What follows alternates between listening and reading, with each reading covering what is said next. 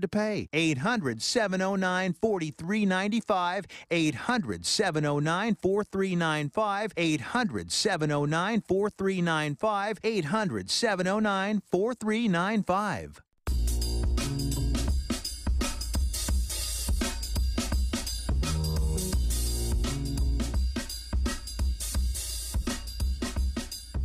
And here we are. It is episode number 4 of Gut Check Project here with Dr. Kenneth Brown. I'm Eric Rieger. Dr. Ken, how you doing today? I'm doing fantastic. Episode number 4. Number cuatro. That is Spanish for radio. No, that is Spanish for number 4. That is Spanish for number 4, yes. You're pretty well versed in Spanish, aren't you? Yeah, we're a bilingual home, absolutely. Well, The kids speak Spanish, and I'm probably the worst speaker in the house. But well, that's A-okay. Hey, just a quick tough nod off the jump. Don't forget that today's episode of Gut Check Project is brought to you by Autron Teal. Get your own Autron Teal at lovemytummy.com/Spoony. Use code Spoony. Save yourself some money. so I've been taking some voice lessons also to try and nail that Autron Teal. How's that going? It's going horrible. Was that your best shot? That was my best shot. Yeah. That's not too bad.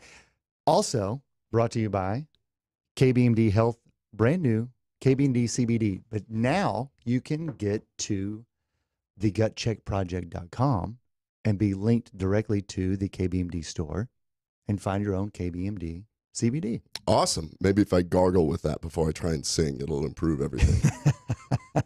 It could work. Well, we've got a great show today, and we're going to get to him in just a moment. But our guest today is Mark Simmelman, and we'll touch on that here in just a moment. Incredible story of survival, new lease on life, and what he's doing after his battle with cancer. But if you've been watching Gut Check Project for all of the last 3 weeks, you know that our first half hour is news and notes for Gut Check Project. So, Dr. Brown, what's happening new in the Brown household here since our last show?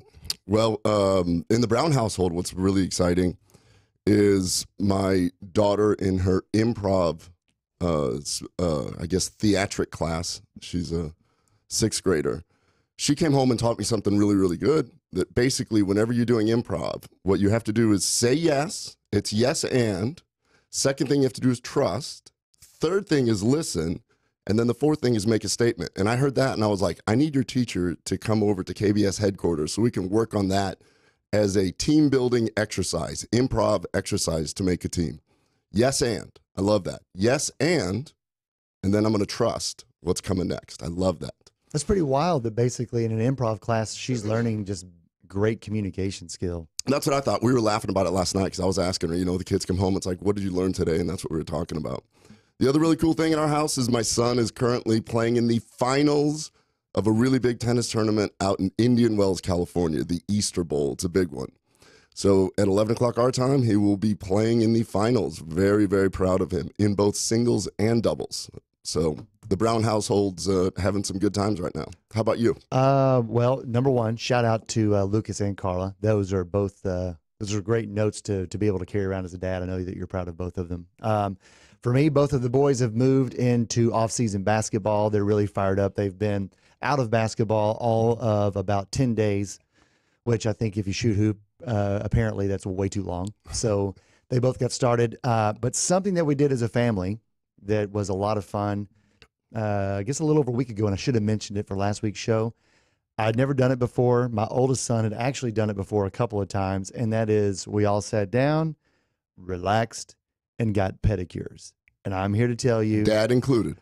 Dad included. Nice. If you haven't done it, don't knock it till you try it, because I'm going back. That felt awesome.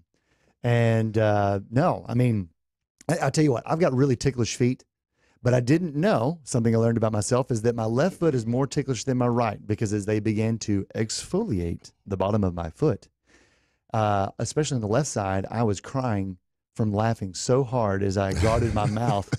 And of course, the woman doing it is looking up and laughing and giggling with everyone else as they exchanged their own jokes in another language that I also don't speak, just like Spanish.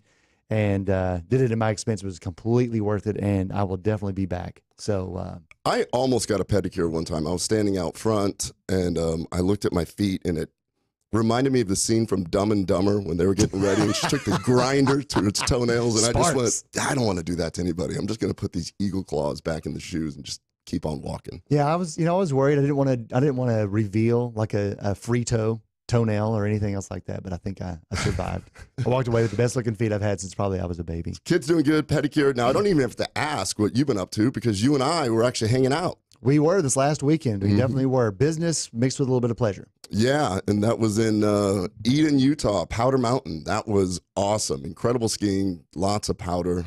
Fantastic. So much snow for late in March. It was beautiful. It's a great place to go and visit. Not crowded either. Now, our ski experiences were a little bit different, though. They were a little bit different. So to put it in context, Eric was like heli dropping and taking these tractors up, and I actually had to be escorted down the mountain by two wonderful people, Lindsey Vaughn and Susie Chapstick. But no, it wasn't Lindsey Vaughn and Susie Chapstick. It wasn't.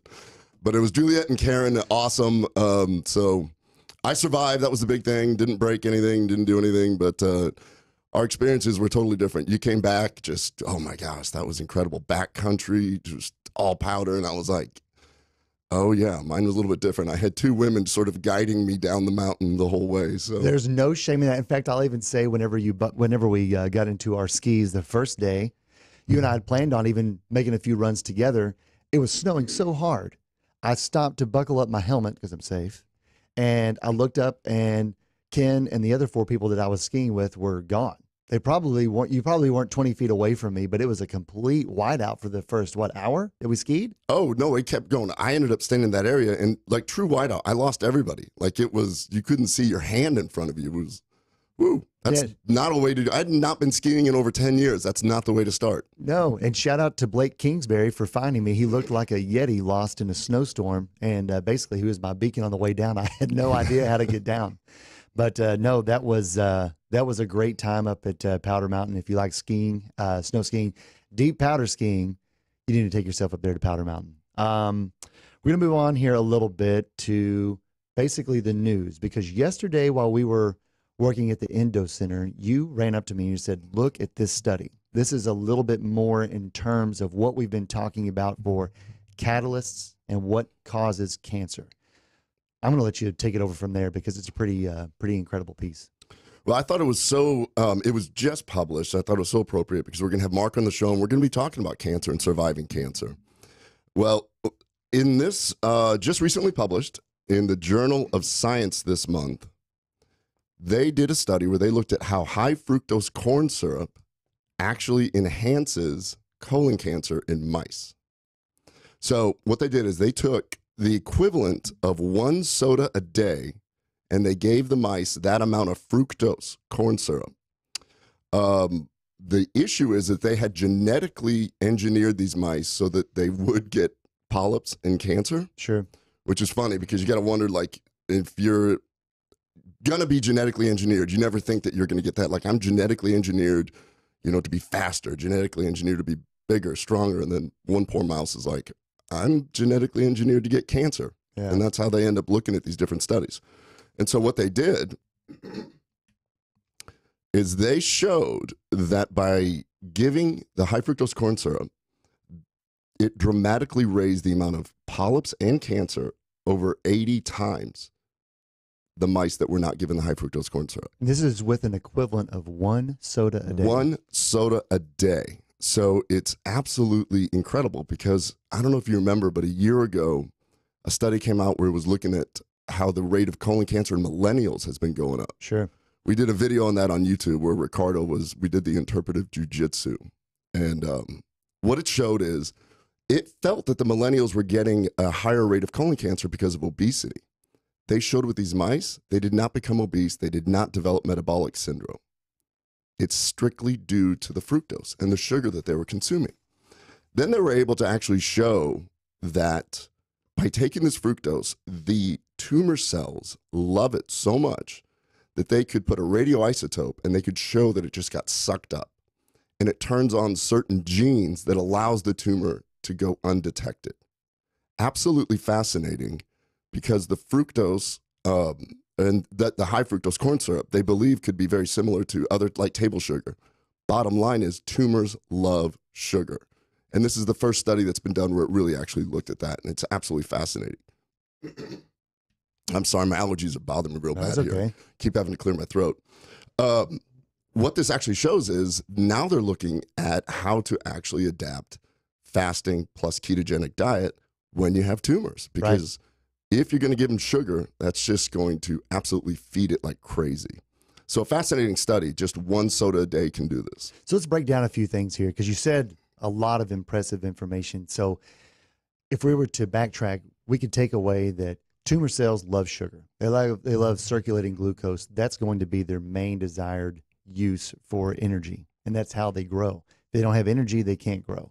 But something else that you said in there was really captivating to me, and that is they were able to take the high fructose corn syrup after consumed and basically activate a process where the body could not detect that they were tumors themselves. So not only were they now stealing the energy so they could continue to grow as a cancer and develop into a bigger tumor, these little tumors now were being able or allowed to activate something where they were basically incognito, not being able to be detected by the mice and their immune system, correct? Well, exactly. It actually gets into, so this is where I start getting into the geeky stuff a little bit. There's an enzyme called ketohexokinase, which will change fructose into fructose 1-phosphate. Wow. That turns on the gene in the tumor to use the glucose more. So that's what tells it to absorb it more. So it actually is a little cascade. Mm-hmm. And they've actually shown that they're trying to develop drugs to actually block that. So there's actually phase 2 clinical trials going on where they're trying to see if they can block that one little enzyme that does that. Sure. So would it then be able, or would we then be able to extrapolate that maybe the reason why millennials are now seeing an increase in colon cancer is because generationally, probably if we were to back it up 2 or 3 generations, we've seen an increase in sugar consumption. People believe that sugar is related to inflammation. That those two things combined together are now, we're seeing an increase in these types of cancers. They're being detected because when you consume any type of food, it goes straight to your GI tract. Would you say that this is somewhat related or possibly related? Well, that was the funny part, because this study gets you thinking about that, because this is the first time that we have seen people having a higher incidence of colon cancer than their parents. Right. It's the first time. And so it was speculated, it's got to be obesity. It's got to be the metabolic syndrome. This is the first time we can look at something and go, no, it looks like it's the way that we're processing food. The high fructose corn syrup is in everything. Everything. But it's really concentrated in one can of soda. And so the consumption of soda has increased since the 80s significantly. So is it our diet that's doing this?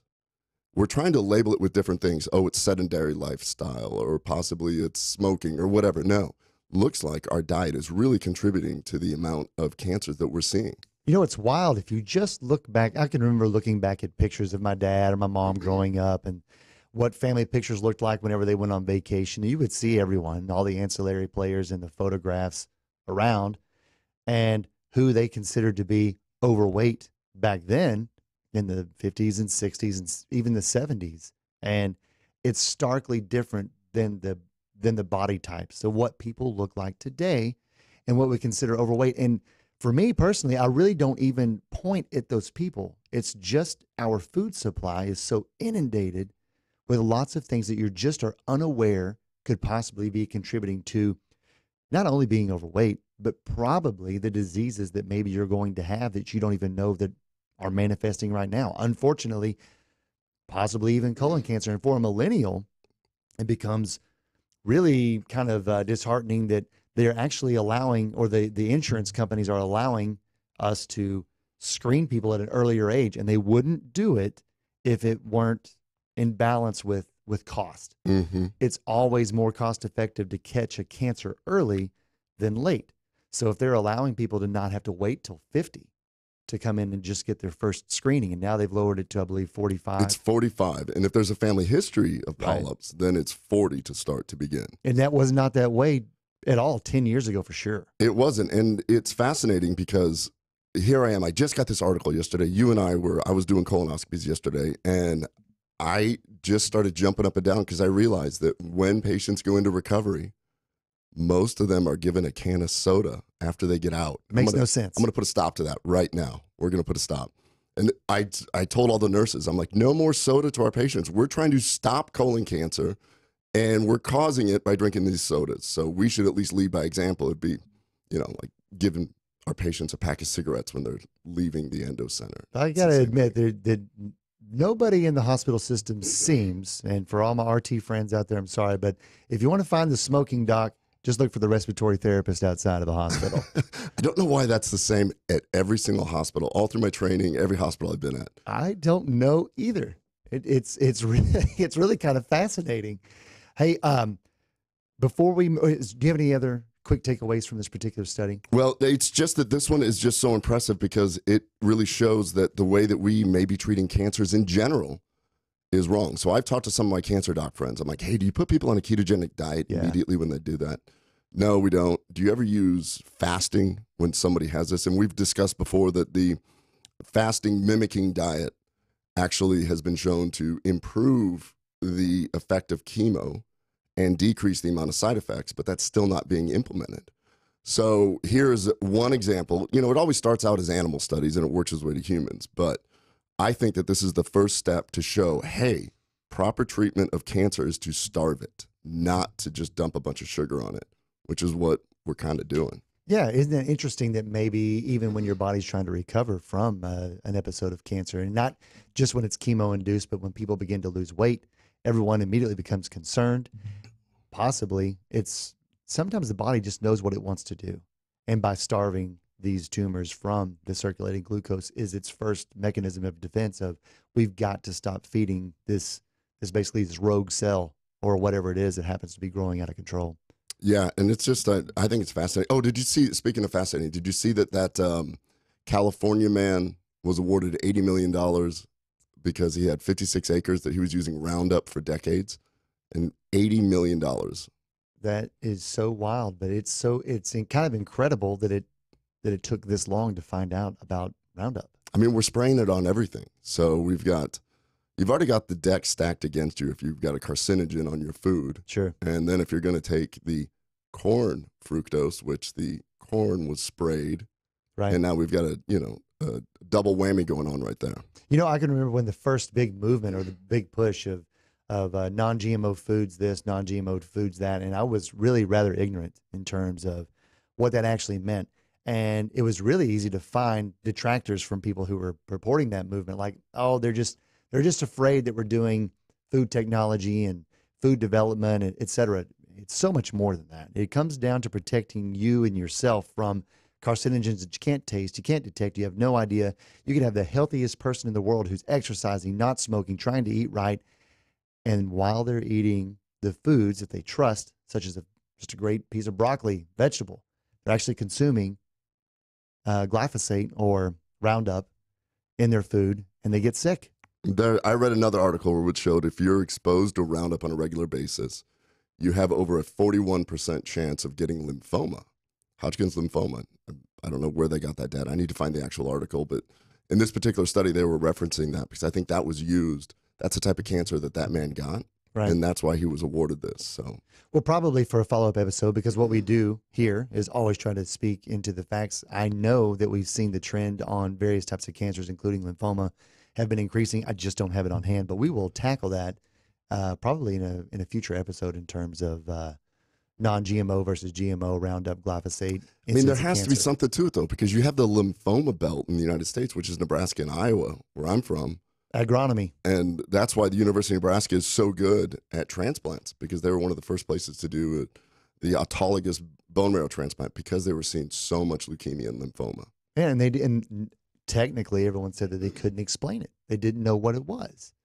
But it's the same thing as whenever they first figured out that black lung was kind of a problem. I mean, it's really no different. No one created the industry to make people sick, but once people begin to get sick, it's like, what's the explanation here? Oh, it's just kind of crazy that everybody's getting sick, and you realize that it's a soot in the air, and yeah, it's really no different. Do you remember that time that you and I went to Virginia? We worked in the coal mine that one day. Yeah, with Zoolander. Man, I was tired. got the black lung. Merman. It's an underrated movie. It is. Speaking of movies, our guest today, he's sent me his top 5 movies, or at least that I reminded him of, that he wants to cover. Why did he send them to you?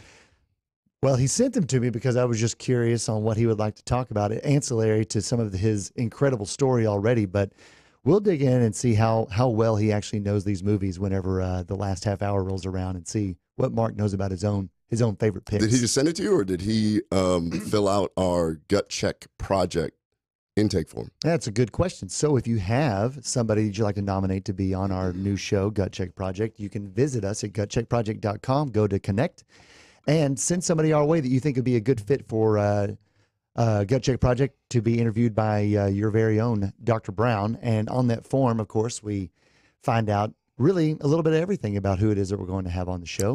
You know what? I mean, it's the Eric and Dr. Brown. I'm here to just pull out movie lines occasionally when you say things like black lung in the middle of a cancer talk. That's all I could think about. I'm like, oh, Zoolander. Yeah. Well, you know that there's nothing wrong with I'm going to count on you to ask the hard questions. Okay. For any of our guests. Yeah. Why'd you say that? Yeah. So I think in the future, what we should do is we should have an over-under. I want to see how many guests you can make cry, like Barbara Walters style. Okay. Really dig in deep. Makes sense. That's something I mean, physically, or you mean just by emotional questions? Well, it was funny because I actually, at the conference that we were at, one of the things was they had a bunch of movie directors that were actually there, and they were discussing when they start doing like docuseries interviews, when the guest starts becoming uncomfortable, that's when they get their best footage, and they really start pushing the boundary right there. So yeah, no question. I mean, that makes sense though, because it's going to be the emotion, right? It's kind of raw emotion that's coming out. Yeah, exactly. So if you can just get everything that's real, that's about all. I mean, we're not, we're doing the show here. It's some of these movie lines. Some people don't like the movies. It is what it is, but it's real. So hey, before we finish this last half hour, one of the main questions that we got since our last episode, and we got a lot on polyphenols, CBD, really about your hobbies. But the one that really stuck out to me that we had asked, I think 6 different times, was how does CBD address anxiety? And we don't have a whole lot of time right now, but I'm going to let you take that. Yeah, we'll end up doing a whole show on that. But basically, the way that I tell my patients is CBD just sort of presses the reset button and puts everything back in balance. And if you think of it, anxiety is just an overfiring nerve. It's like a sensitive nerve. All this does is just calm it down like a traffic cop, so that you just get all the anxiety is just a perception of neurons firing. Right. The extreme version would be a seizure early on. It just calms everything down, gets it to go back to normal. And that's how I kind of explain it to my patients. I'm like, just try it. If you have a deficiency in your endocannabinoid system, chances are you're going to have a pretty good response with that. Wild thing is just the multiple applications for utilizing the endocannabinoid system, which everyone has, in their own body, and basically resetting, just like you said, to make people feel better. And there's a bunch of different ways to make it happen, but rather than make it sound like a magic pill for everything, we really want to break that down, and we'll keep those questions coming. Dealing with anxiety is something that we're going to have someone on, I think, in about 6 weeks. I think so, yeah. And at that point in time, we'll get a much, much, much deeper. But any other applications of CBD and questions like that combined with polyphenols. And this is, so fire out questions, because this is how we're going to figure out how to do other episodes. Definitely. What is, anybody that's swimming towards us asking a question, we want to address it. And we have the ability to bring some experts in, and we're just going to make sure that we do this and try to do it, having some fun, but also, we're kind of sciencey here. And so we want to make sure that we use science and studies to explain everything in a very lay term. Hopefully we can do it, because the endocannabinoid system is a tough system to explain. You said a word there, hopefully, and that's something that we want to do today with today's guest, who's going to join us in the next half hour. We're going to bring a little hope to everyone. Our next guest is Mark Simmelman, and he is the only documented 5-year survivor from dedifferentiated chondrosarcoma. Oof. He's got an incredible story. So stick around. He is taking his journey and turning it into his way to reach others and deliver a great message. Awesome. See you then.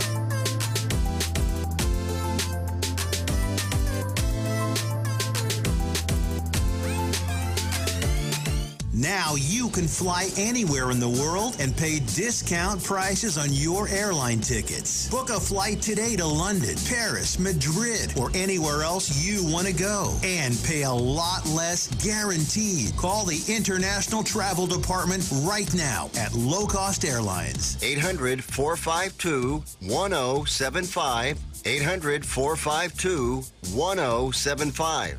That's it. Got an old car? You can donate it, whether it's running or not, to the United Breast Cancer Foundation and save a life. They'll even come and pick it up for free. The United Breast Cancer Foundation has saved hundreds of women's lives through their free or low-cost breast screen exams. But now they need your help. The United Breast Cancer Foundation wants to save more lives through early detection by offering women free or low-cost breast screening exams. And donating your old car, SUV, or truck, whether it's running or not, helps pay for them. Plus, you get a charitable tax deduction. Help the United Breast Cancer Foundation save lives by donating your old car, SUV, or truck. Call now for free pickup. 800-245-0823. 800-245-0823. 800-245-0823. Call right now. That number again is 800-245-0823. Never Forgotten Apparel is more than just a premium women's and men's clothing line. It's a movement to remind us to wear American-made and serve those who serve us. Our heroes. Never Forgotten Apparel gives 20% of their total sales to nonprofits that support homeless veterans and off-duty firefighters, and 50% to individual veterans and firefighters in need nationwide. Check out neverforgottenapparel.com. Use promo code MATT, M-A-T-T, and get 15% off your purchase.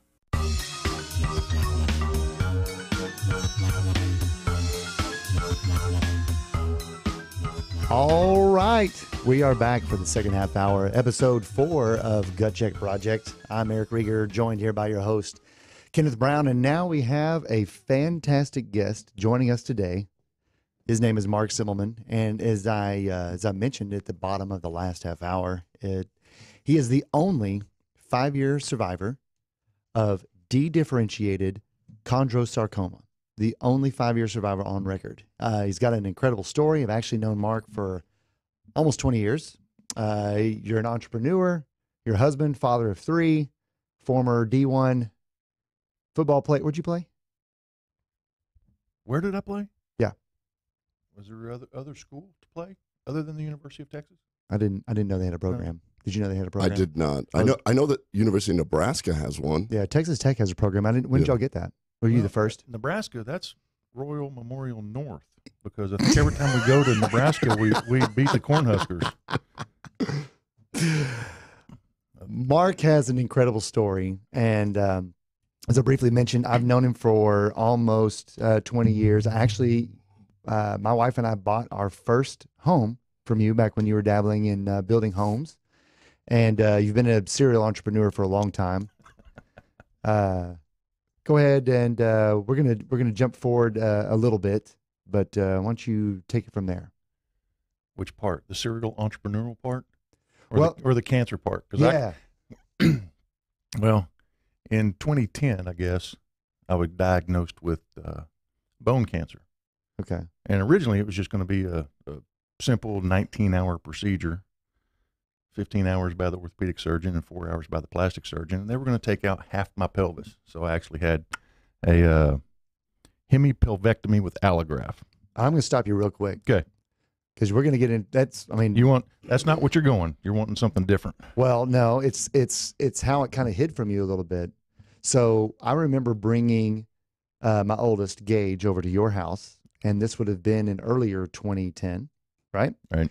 And you were laying on the floor of your living room, and you kept saying, "Rieger, my back. I don't know what the hell's going on. This is the only place I can get comfortable to take a nap." And you were laying on the floor of your living room with your legs propped up, and physician after physician had scanned your back and was trying to find out where the pain was coming from. And you got different diagnoses, and stretches and other things like that. They weren't working, and then it led to someone looking in a little bit different location. Yeah. So I guess in January of that year, I'm coaching my daughter's basketball team. And they were doing a drill. I didn't particularly like the way they were doing the drill, so I hopped in to show them, this is the way you're going to do the drill. And, of course, they're 10 or 11-year-old little girls, and that's like herding cats. That ain't going to do very well. So I get up the next morning, and I've got this back pain. And I'm thinking, well, I'm a little older. I'm a little out of shape. Just pulled something. A couple weeks later, it'll be fine. That didn't work. So it gotten so painful, and I was so restless that my wife kicked me out of the bed, and I'd moved to the couch. I couldn't get any comfort there. Then I'd moved to the floor, and that's what you remember. I'm sleeping on the floor. Yeah. And that was the only place I could get comfort. Well, I'd been to 2 or 3 different doctors. I'd had MRIs of my lower back. I'd had SI injections. I went to a chiropractor for 3 weeks. He said, I can't get you straightened out.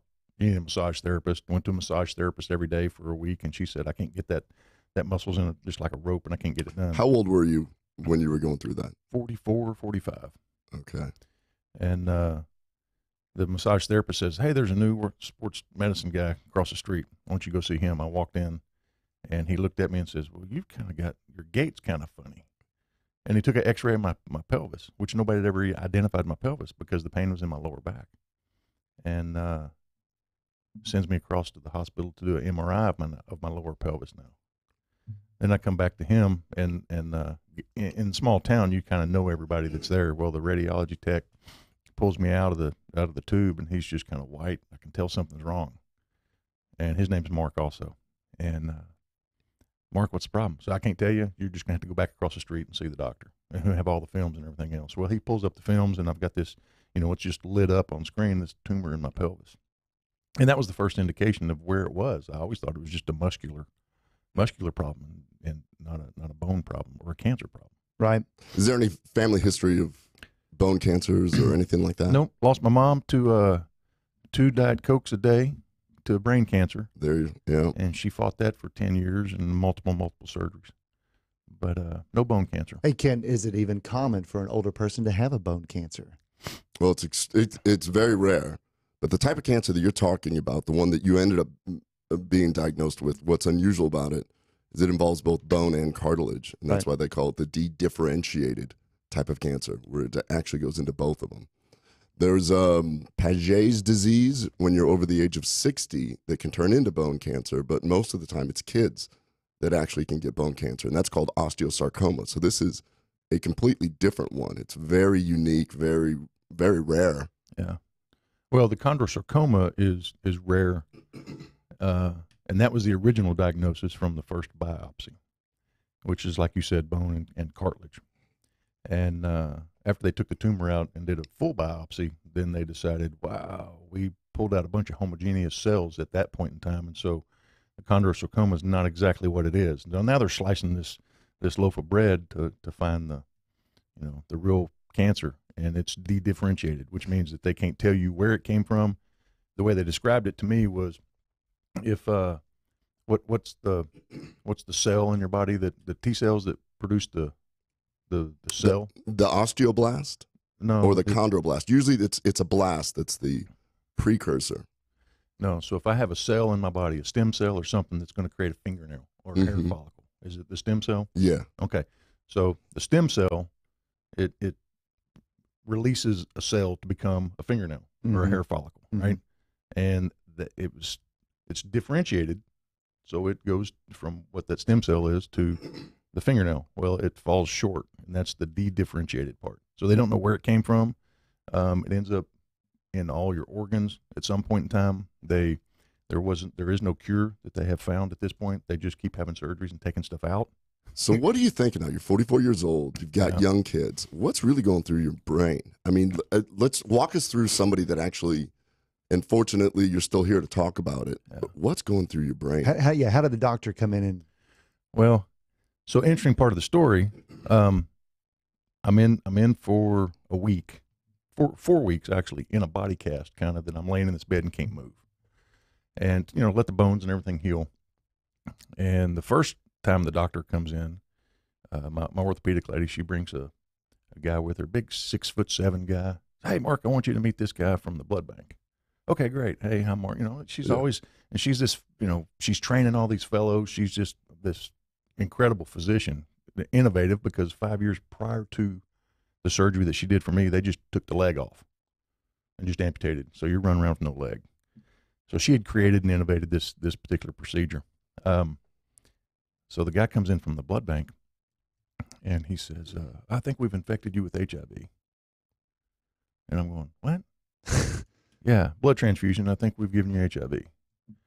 So I'm kind of freaking out a little bit. I've already got this this rehab that's going to be a 24-month rehab and learn how to walk and do all this other stuff again. And now you're going to complicate things and throw in a little HIV. And He was kidding, right? Was this some no, he's sort dead serious. And so we kind of freaked out. So it goes into this. I'd kind of freak out also. This conversation that you'd I asked like earlier. how it's only kind of.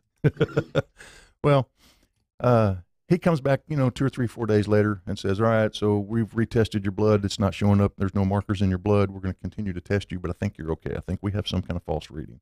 But He's probably not. I mean, he's probably just the messenger. They probably have the biggest guy there. It's like every time we infect somebody with HIV, it has to be you him. to go do this. Send him. Yeah. I mean, how often does this happen in that particular blood bank? He's like, sorry, I got to get to another room over here. And Yeah, They'll tell him Victor, again. we have an assignment for Yeah. you.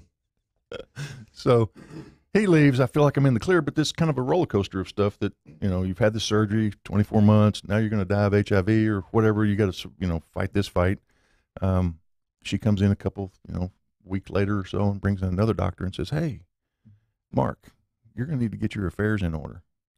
Oh, Yeah. Because you've got about, at best, 6 months to live. And I'm like, what? Wait. What's going on? And so you ask about what's going through your head. There's denial. Well, first you've told me HIV, so I'm not buying your story anymore. And now you're Yeah. telling me that I've got 6 months to live. I'm not buying that story anymore either. And, he leaves and we go through all the scenarios. So what are the statistics? Is this legit? How do you know? Is this a misdiagnosis? Do you believe in miracles or mistakes? And he wouldn't talk about any of that stuff. He says, we're just going to have a positive attitude. You're going to have a good family, a good support group. You need to pray to whoever you pray to. And we're going to go do as best we can. I think at about all that he would point, tell I me. would become polytheistic. I Sure. would just start praying to all of them. Well, and he leaves, right? And so there was a guy in town, Aaron Muhlstein was in town visiting me in the hospital when this guy delivers the news. It's me and Aaron and my dad. And I'm going, oh, crap. And my wife's back home, and she hadn't heard this. And I said, all right, I'm not saying a word. Aaron, when you go home, you're not saying a word to your wife. I don't want this out until my wife comes back in this weekend. And Dr. Ravi, by the way, you're going to deliver the news. I'm not going to tell her. right. So he leaves. And so you go through it's kind of like, the 5 degrees of separation. You go denial, whatever. What are you going to do now? You got to get your affairs in order. Sure. Somebody tells you that and you got 6 Yeah. months to live. What are you going to do? And you think about your kids and all these other things. That night, I'm laying in bed and talk about having, being religious. I was born and raised in a church and had to have a pretty good religious background, but I'm pissed at that point. I'm having a fight with God and we're arguing. Right. Going And- through the stages. Brother, and this Yeah. isn't happening to me, and I've got a wife, I've got 3 kids. If I'm going to die, I'm okay dying, but I'm not okay leaving them alone without me to take care of them or do something or influence the rest of their life. And At the time, Marcus was 3rd grade, and then EA, Yeah. and we're 5th and 6th, 5th or and 6th grade, yeah. they're not real old, Right. and so I'm pissed. Remember, I'm wrestling in bed before because I can't get any rest because I'm in so much pain, and now it's a different kind of pain. But I'm fighting in bed, and and I asked the doctor earlier about miracles or mistakes, and I'm telling you, as soon as I'm sitting here, bam, there's just this peace washes over me, and it was like, I got this, dude. You don't have to worry about it again. From that point on, I never thought about it again. I No kidding. just knew I was going to survive. My job was just to sit back and let the doctors do what they do and just survive. And I never had another doubt.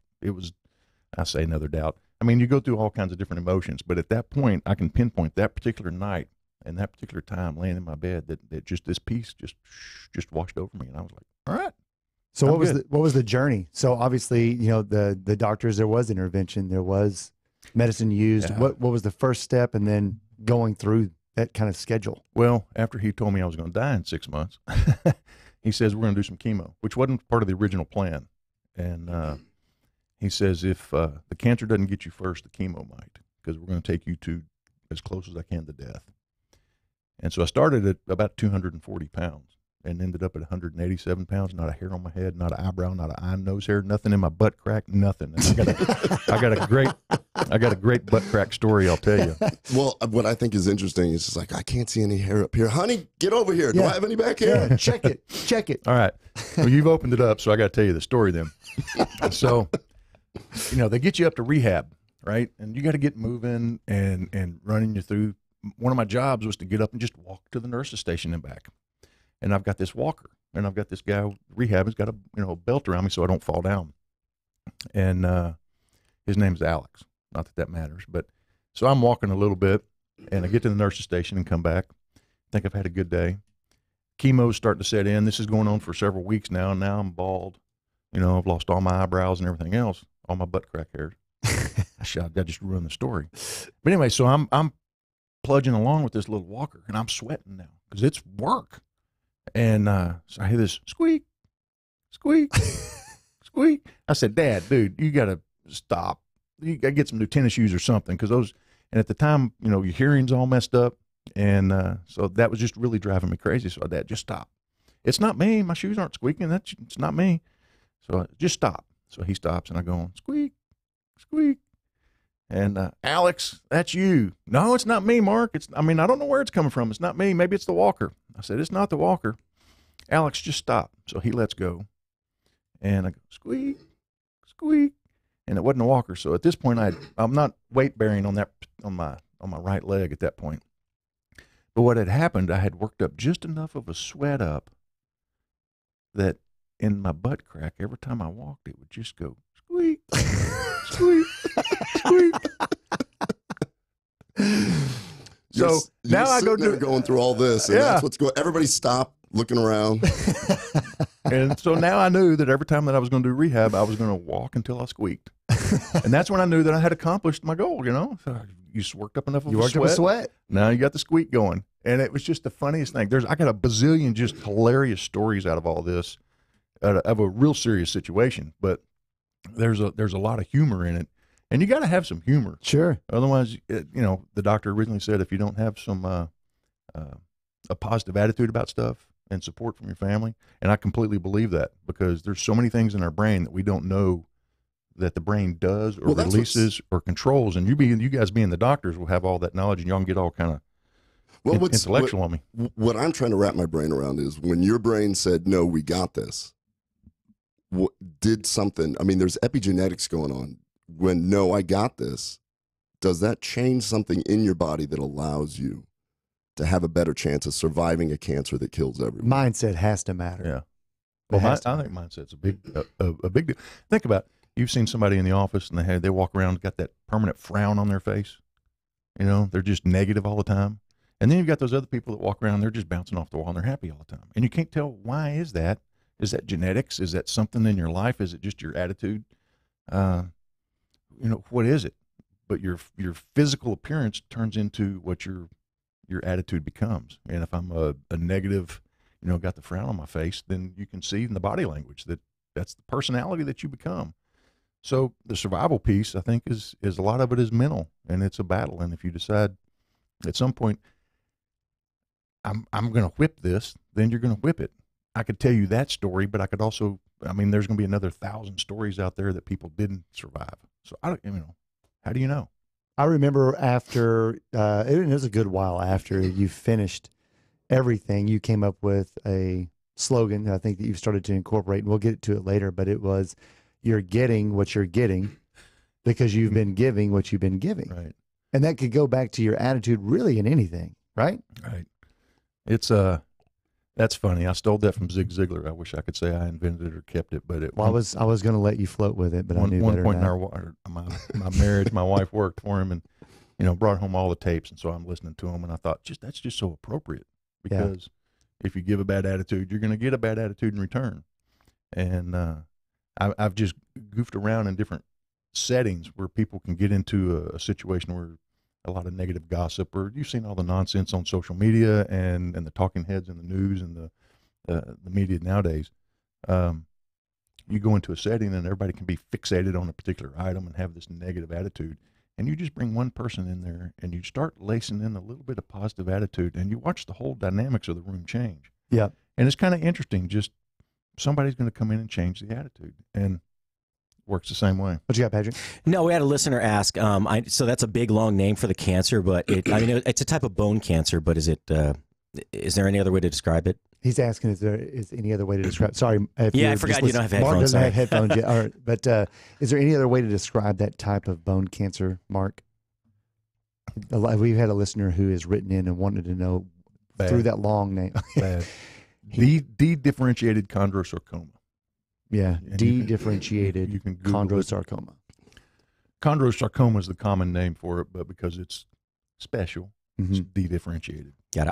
I'll look up and I'll just text a link back to them through Spoony and Yeah, send it. it's rare, and there's really no other way to describe it other than you've got this cancer that's crossing over between the cartilage and the bone, and it's just forming the cancer, and that's how come it could end up in a pelvis like that. Golly, it just sounds wild. Real quick, just give us a rundown, and then of what the activities were that you had to do. I know that you had to do chemo, and then you had to do a surgery. So Yeah, so we had 19-hour. Oh, there's another good story in this. So, as doctors, you go in for any kind of surgery, they give you the purple pen, right? So I'm going to operate on the right knee. And so as the patient, I'm going to write down, make a mark on my knee, right knee. So when you go in, you don't screw up and operate on the left knee, right? So the plastic surgeon guy comes in and he's telling me all that we're going to do.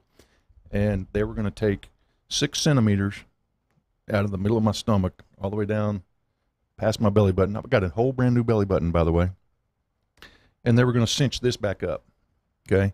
And they're creating a flap. So if you think about taking a big giant Folgers coffee cup and putting it right here in your pelvis and pushing it all the way through your body, everything that went into that coffee cup ended up in the trash can. okay, So you've got a cavity there.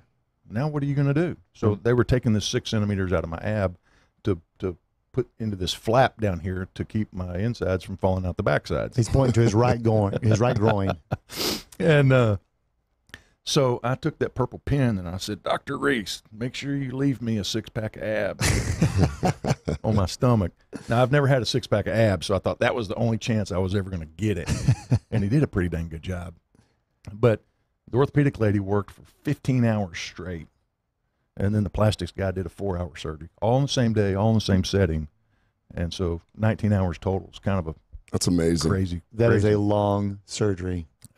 Which is, just absolutely incredible, because a lot of times we talk about where medicine fails. And certainly you and I talk about that, Sure. where I feel like medicine could be doing a better job. For instance, controlling diet. Right. But then we have that 15-hour surgery. That is incredible. This is where it's definitely succeeding. Yes. Well, you guys, there's a reason why they call it you practice medicine, because there's little perfection in it, because you're operating on a human body, which is imperfect to begin with, right? And so, we talked a little bit earlier how I went from one doctor trying to chase down a diagnosis, and I feel fairly fortunate that each doctor said, I've tried, I've made an attempt, and I'm going to have to send you to somebody else. And so I kept getting referred over and over and over. And it might have been a frustrating situation, but in reality, the doctor's practicing what he knows and finally stops and says, I think there's somebody better to help with your diagnosis or help push you down the track to where you need to be. So I appreciated that they weren't so egotistical. They said, I got this and this is what your problem is, and sent me down, the wrong path. So it was kind of a neat progression that I could see how the physician community they work together to come up with the right diagnosis at the end of the day. So then what were were there any other foreign bodies, any other animal parts that maybe you're sporting right now that didn't just belong to you? Well, so I have somebody else's pelvis in me. Okay. And I don't know where you're going on the animal parts, but Well, Mark, you're a wild man. I'm not really sure. so the joke is that they were looking for a similar pelvis, same shape, same size, the allograft, a cadaver bone, a donor. Mm-hmm. And it took them a while to find something. And they finally find it. They call me and say, all right, we can do surgery on this particular day. Now, you don't have a whole lot of female orthopedists, right? And the lady that's down at MD Anderson is a female. And so I thought that was a little unusual. And I in my day job, I deal with orthopedic physicians all over the country. And so that's a little uncommon. So I go to the MD Anderson website and look her up, and it's a black lady, which makes it even more uncommon.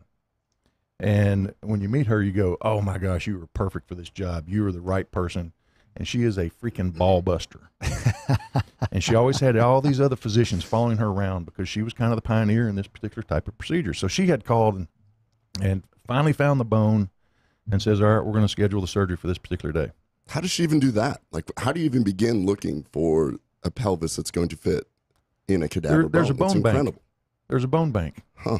You know, so you die and you donate your organs, and this is out in California. And this is another funny story that I'm at a conference that I go to once a year with all these orthopedic guys, and all these vendors are in the exhibit hall, and I'm talking about my story to this one guy, and he says, "Where did you get treatment?"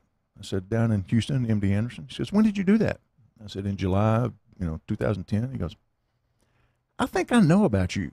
I said, "What do you mean?" He said, "Well, my wife works at the bone donor place, whatever it is, where they freeze all this stuff, and she was going through bone after bone after bone to try to find a particular one that was this size, and it had to go to Houston and blah blah blah blah." And so I said, "Well, did she? Obviously, she found what she was looking for." I said, "Well, does she know anything about the person that I got it from?" And she says, "Yeah, it was a 300-pound black lady." So I thought, all right, I've got this black doctor working on me. I've got this black bone in me, and I'm going to have a little soul when I come out of here. You do dance better. Oh, I do not either. It didn't help me a bit. But I forget what your original question was, and if I diverted into the wrong story. No, we were just talking my about animal. Yeah, just the different different grafts that you had to use. I mean, your surgery, although we already know that it's long, I mean, there's a process to it. There's a process to the chemo.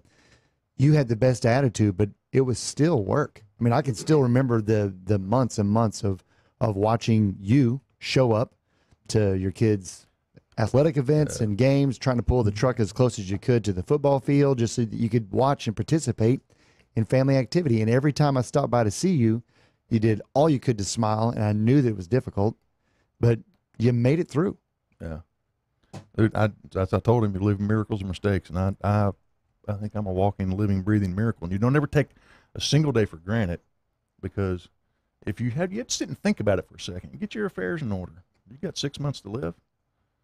I think that would change your life a little bit. The things that you would miss. Definitely. So it just enhances your attitude. So every day's a great day. Great day to be alive. When you got to the end of basically where you felt, okay, we are in the clear, and now we're counting months, and now we're going to count years of Mark's survival time.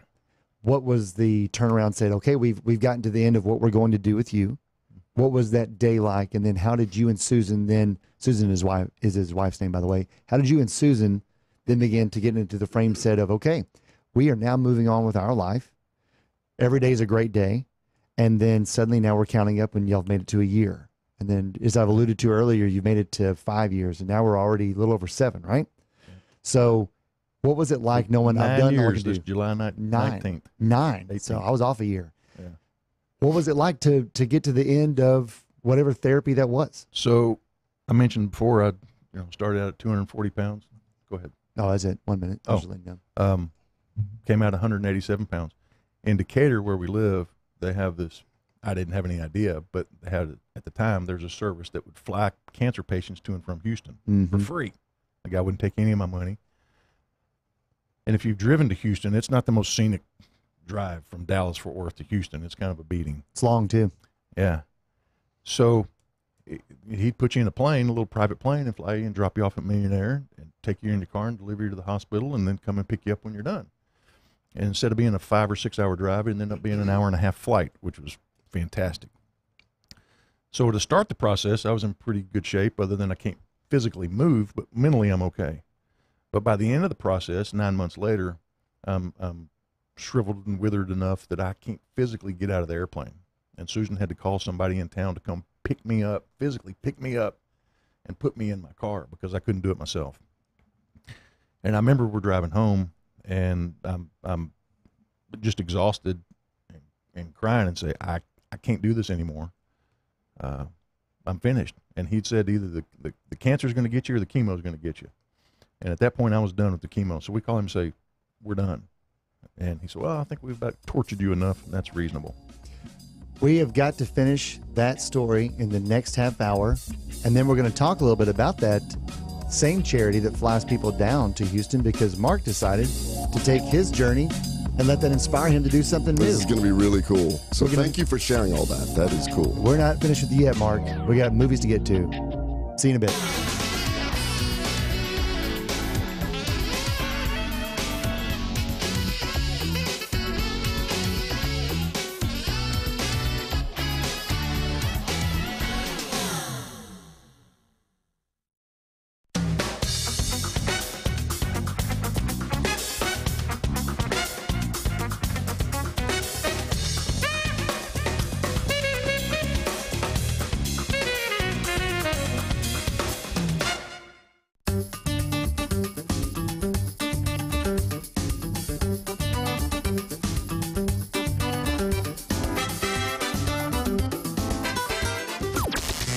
This is the only 24-hour take-anywhere platform dedicated to food and fun.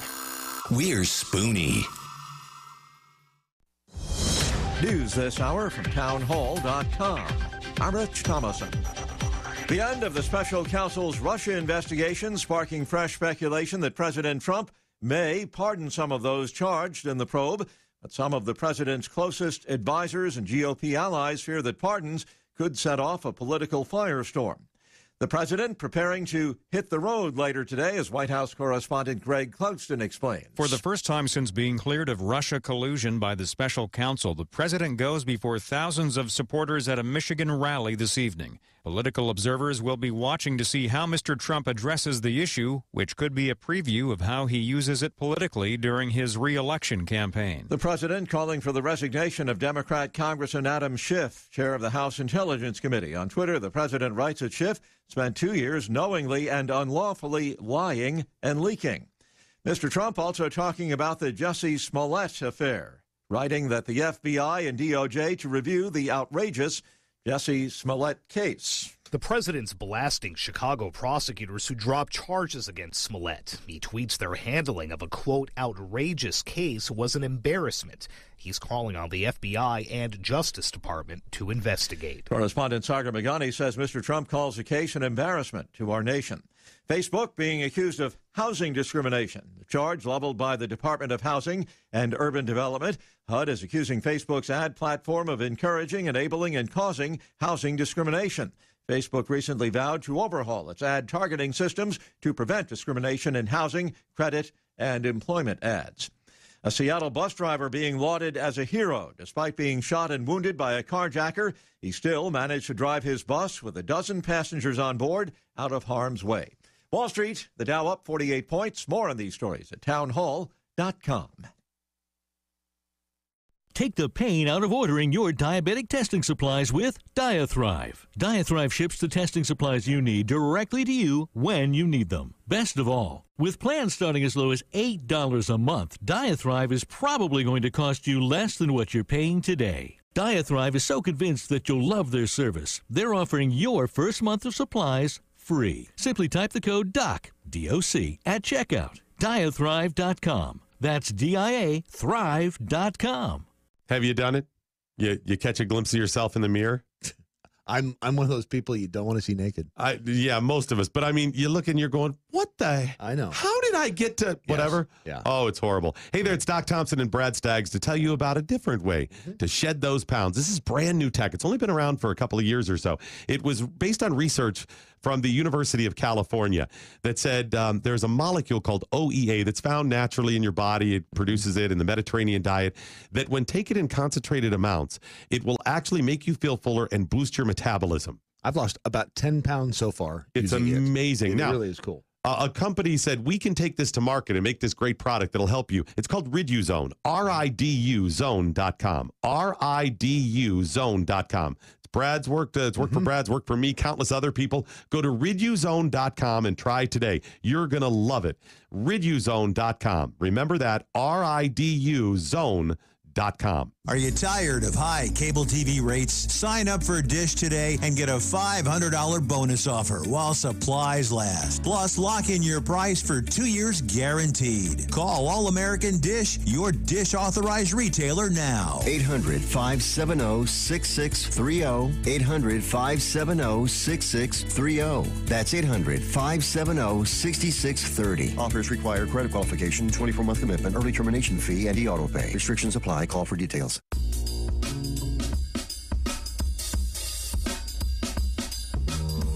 And welcome back. This is going to be the second hour of episode 4 of the Gut Check Project here with your hosts, Kenneth Brown. I am Eric Rieger. We're joined today by Mr. Mark Simmelman. We're going to continue his story here in just a brief moment. Quick reminder, if you want to get your daily polyphenol fix, pick up some Atron Teal at lovemytummy.com/Spoony. And he's wearing it all right here instead of the Spoony. Yeah. I love that. And he just took off his sweatshirt, and there it was. It's perfect. We've already started getting comments today, so don't forget, go to gutcheckproject.com, and you'll take you straight to the page. Go to connect, and you can send us messages. Well, I thought it was really cool. One of the listeners said that he definitely checked his ego at the door. So we call this the Gut Check Project. You really can't learn if you think you already know things. So the ego is the biggest enemy to learning. So we ask everybody to check their ego at the door so we can talk about anything, including squeaky butts. Squeaky butts. Mark did that right off the bat. First half hour, ego nowhere in sight. No ego in that one at all. No. Hey, Mark, so we were rounding out the last half hour. You were telling us that you had been at the point where you're like, I'm ready to stop not being able to get out of an airplane. And we're going to finish it up on that story where you began to emerge out of therapy and post-cancer treatment. Yeah. Well, the treatment part was over. Now it was just to survive. So I'd go back for a long time, it was every month. First year goes by. Of course, I'm asking the chemo doctor now, tell me statistics. How many survivors do we have? You know, who else is like me that's out there? I get nothing. That could be grim. Nothing. You know, we're not going to talk about that. We're just going to have a good attitude. We're going to keep moving forward, right? So it's every month I ask him the same questions, going back down to Houston. Finally, year 2 rolls around, same questions, same story. He gives me the same answers. Oh, we're just going to have a great attitude about it and blah, blah, blah. Year 3 rolls around, and what are the statistics? And he finally coughs up. I said, well, you got to have you got to have a data bank of patients, right? Yeah, we've got a bunch of patients statistically like you. Well, tell me, man, how many of them are there? We've got 455 patients in our database. And I'm thinking, all right, I'm not sure that's a statistical analysis, enough of a sample size for a statistical analysis. Maybe so. I mean, it's better than nothing. Sure. But that's all he'd give me at that point. So year 4 rolls around, and I'm beating him up again. What are the stats? How many people are like me, et cetera, et cetera. And I'm getting better. I'm starting to put on weight, growing a little hair back, feeling closer to normal.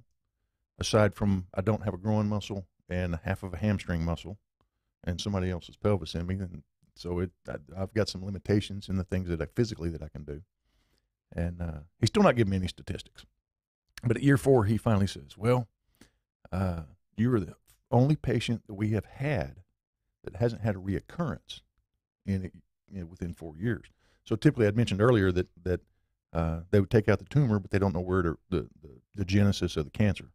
So it affects all the rest of your organs. And he had said that, we just take out organs as they go until there's an organ we can't take out, and that's it. You're done. Lights out. So he says, you're the only case that we have that hasn't had a reoccurrence at the 4-year mark. 5 years roll around, I give him the same questions. And he's pretty excited at that point. And he says, I think I found the secret elixir to solve this problem. Now, he had lost his brother to this type of cancer, so he's kind of dedicated his life to solving this problem. Whoa. And he says, I think I'm going to go from a 0% success rate to 20%. So I go see him the following year, and how's all that going? What are the stats? He's not going to tell me anything. And he says, he's pretty, I don't want to use the word depressed, but he's not as jovial and as happy as he has been, because the what he's doing now, what he did on me, is not working on other patients. So where he thought he had found some kind of cure to help some people, it hadn't worked. So at that point, he said, we still don't have any documented survivor. And I'm now at 9 years. It'll be 9 years this summer. And so I feel like I'm, one of those living miracles. And anybody with this type of cancer, they get funneled to MD Anderson, I take it. Well, it's rare enough that I don't know that everybody, can identify the particular type of cancer and they end up at Anderson. Sure. And I was fortunate enough that I had doctors that said, wow, you've got something that's kind of weird here, and I think you need to go to one of those centers of excellence. So my mom spent, years going to MD Anderson, and I had experienced that and the care that they gave you there. So that's the first place I'm going. But there's other places in the country that these guys, these researchers, shared information back and forth. And I'm not saying that Dr. Ravi had 455 patients of his own. They've collected this from other clinics or other centers of excellence and created this database and sharing research. So you were patient number 1 to make it to the 5-year survival mark. I did not see him in January. I still go back every year, but I didn't get him on the schedule. I saw the orthopedic lady, but this December when I go back, I will make sure I have him on the schedule so I can give him one more time. Right. What are the stats? Who else is like me? Is there anybody else out there that's surviving? How are you doing? Are you creating the new elixir to solve somebody else's problem? It's crazy, but that's just like when you are down to your last dollar and you don't know how you're going to get out of the casino and you're going to put it on the table and hopefully hit a hard 8 or something else like that so that you can buy the flight home. That is exactly what I was thinking throughout that whole story. I was just thinking blackjack the whole time. That's all. I mean, that's all. That's actually, it's craps. That doesn't matter. So, Mark, whenever you talked about the flights down to Houston, this whole journey inspired you to take up a completely new hobby. You still have your other job where you still deal with the orthopedists, and that's obviously something that you've done well in your own entrepreneurial spirit, et cetera. But you took up a completely different line of hobbies. And why don't you tell us a little bit about that? Well, so the guy that runs this nonprofit in Decatur kept busting my chops. Mark, you need to learn how to fly. You need to learn how to fly. And flying looks like a lot of fun. Theoretically, it looks kind of you're a fighter pilot doing all that stuff. But when you actually watch what they go through and what they do and what they have to know and learn, I'm the guy that wants to put the key in the car and just go. Right. I don't want to know all the details and all that other stuff. I just want to drive. Just want to go. And to watch him and all the stuff that he does flying, I said, there's no way. So I mentioned earlier that he wouldn't take any of my money. So the only way that I could give to him, because of what he gave to me, getting what you're getting because you're giving what you're giving, I decided to volunteer. They do a charity bicycle race every year in August, a week or so before Hotter Than Hell. And we have people that come from we had somebody from Czechoslovakia and Australia. We had people from all over the world that show up at this by chance. And then they end up in Hotter Than Hell in Wichita Falls, which is kind of a cool ride. So these people are riding and saying, man, this is a lot harder than Hotter Than Hell because Hotter Than Hell's flat and you have some hills to it, but it's pretty because you're riding in the trees and out in the country. And so it's a little bit different. Anyway, so I volunteered my time for this bicycle rally. And of course, he's giving me Mark, you got to learn how to fly and you got to do all this stuff. And then I said, Fabio, he's Cuban, but his name's Fabio. Mm-hmm. And when you say Fabio, I think of the long-haired guy on the Harlequin romance books and stuff. And I'll tell you another Fabio story in a minute. But anyway, so Fabio, I'm not going to do it. Well, one of the ladies that runs this kind of head dog in charge of the bicycle rally, she's a doctor in town. She says, oh, Mark, flying's not like that at all. That's just Fabio. Why don't you come fly with me and I'll show you what it's really like.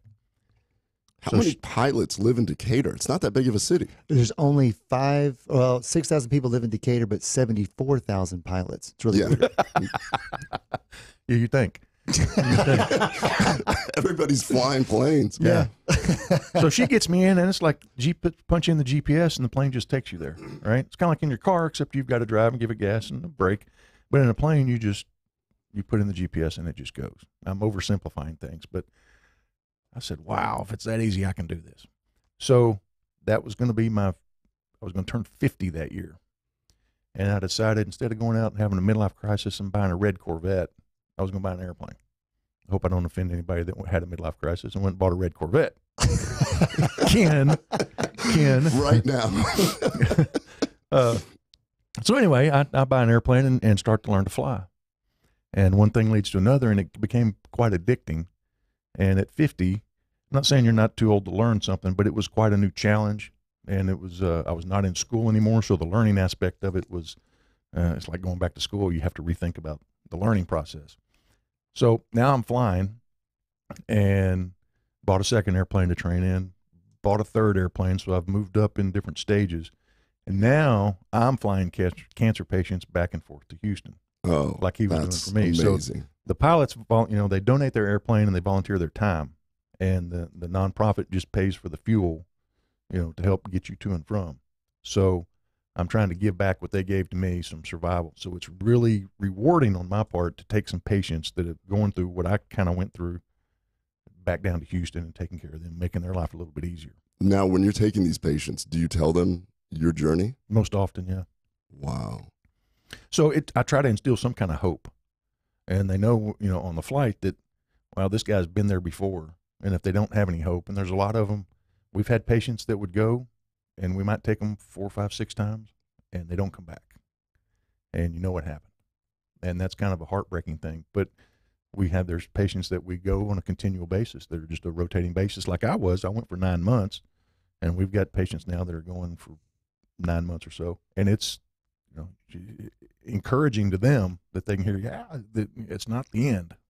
The journey itself to heal is already taxing enough. It's fantastic that Fabio put together. And I don't know if we mentioned already, but it's Raquel Wings for Life. RaquelWingsForLife.com is where you can learn a little bit more about the specific charity. But basically, in our area, it's not, they don't discriminate. Anybody who needs a lift down to MD Anderson and certainly can't tolerate the repeated trips in the car all the way down to Houston. This particular charity, it's a niche. However, it serves so many people every single day, every single week throughout the year. Well, there's angel flights like this in other parts of the country. And sure. They service Wise County and kind of the surrounding areas. They don't just go to MD Anderson, then go to Tulsa and any other number of local places. I mean, the planes aren't large enough that you're flying to, to Tampa or Cleveland Clinic or whatever. What's the furthest that you can take a patient? In some of the smaller planes, you probably don't want to do more than 2.5 or 3 hours. In the bigger plane, you obviously go faster in the bigger plane, so you go another 2.5 or 3 hours if you had to. But most folks are in our area or end up in Tulsa or MD Anderson in Houston. So I would say 95% of our flights are into Houston. Okay. So with the bike rally, I remember that 5 years ago, whenever you immediately wanted to start giving back with Fabio, you signed up me, my family. Your family was now working the race. You had Susan, you had all 3 kids, Madeline, EA, Marcus, all helping out with, if they weren't riding, they were doing traffic. Same thing for my kids. And then my parents, they started helping. My dad had a friend who was also flying there. You immediately begin to make it a community event. And this is still before you became a pilot. So you had decided that you were going to give back, and your attitude really hadn't changed throughout. Go ahead and follow up with what the bike race has meant for Fabio, and then tell us a little bit about Fabio's story. Well, it's a good thing and it's a bad thing. They were serving maybe 30 patients a year, so you might have 2, maybe 3 flights a month. Wasn't huge. But you start getting some notoriety. You start doing the bicycle rally. The word starts to get out. Last year we did 70 some odd patients down to and back from Houston or wherever. And this year so far, you could see if you went to the website and saw the calendar of events and all the patients that are. So we're going to explode way past what we did last year. That's fantastic news. The bad news is that it costs money to do that. Sure. And, so there's always this fundraising, people in the community, every $5 helps, and so we're still working on our outreach to raise some funds for that. Fabio lost his mother years ago to breast cancer, and he wanted to have some vehicle to give back to the people that had cancer. Well, he flies, obviously, and so he enjoys doing that. And his way to give back was to transport people back and forth. So he started this probably in 2006, maybe. And it's just grown and evolved over the last 13 years or so. And as it gets bigger, it just sucks up more money. So I got involved to try to help at some point to raise some funds to pay for the fuel to get people to and from where they need to go. Pretty selfless act on his part. Sure. Yeah. So what's the funny story you have on Fabio? Well, it's not on Fabio, the Cuban Fabio, but my wife and I are on our honeymoon in Maui. And we're on Kaanapali Beach. And the sun's setting in the back, and I've got my camera, and I think this is just fantastic setting. And so you go out there and let me get a picture of you and the sunset in the back. And so and I think it's on a camcorder, actually. So I'm videoing her, and she's walking out and posing and doing her thing in the water. And then all of a sudden, behind her, in about 4 feet of water, this guy comes up, and his hair just flops back, blonde hair over the top. Muscular looking dude, kind of looks like Ken, physically Fabio fit. Photobombed your The real fly Fabio comes out of the water like a freaking book, and his hair's all flowing. And my wife just turns around and she's just going, "Now we're just married." I mean, this might have been the second or third day on our honeymoon that we just got married, and she's just drooling over Fabio, looking over in the water. Oh my gosh! Yeah, I'm actually friends with him, and what he does is he waits in the water until people do that, and he just does that all day long. Just all day, just flipping his hair back. So. Well, his nickname is Aquaman. Yeah. So there's another story behind that y'all might need to get into, right? All right. The Aquaman story. What is that? Something up in where were y'all? Pennsylvania? Where were y'all? Don't look at me like that. I don't know where you're going with this. It's all right. I'll remind you later. So I've known Mark for a long time, and I don't know sometimes where he's going. But he did that before the cancer, so you can't say that's a side effect. Let me ask you a question. Do you have any limitations after going through all of this? You're talking about riding a bike, you're flying a plane. Physically, have you noticed a significant difference? Oh, for sure. I can't walk. I can walk. I can't jog. I can't run. There's a lot of things I can't do. Not supposed to snow ski. We changed that. We changed that. Really? So I remember what year it was. Eric and his family, we took some other folks and we went snow skiing. It was either 4 or 5 years ago. And they have a thing called a sit and ski. And one year I had seen a show on TV about wounded warriors, and they were taking people up to the mountains and teaching them to ski and, amputees and whatnot. And I was like, well, if they can do it, then I can do that. I mean, I'm not an amputee, but I could sit in one of those chairs and learn how to ski, right? So we had a big group of us, and we go snow skiing, and I rent this chair and learned how to ski. So Eric was my helper to help me get on and off the lift, and I'm sitting in this chair, and I've got videos, and it's funny. Well, it was scary. So if Mark is a little fearless, and he doesn't really say it, but whenever I remember you getting the lesson on how to pump up the chair so that we can get there for the lift to pick us up, and then they turn to you and they say, or to me, and they say, look, if you're his helper, you always have to make sure his seat is all the way back, and if you need to, there's a safety strap to hold him onto the chair, and then be sure and undo that whenever he's out. And this is as the lift is going around, and so you have to do it quickly and.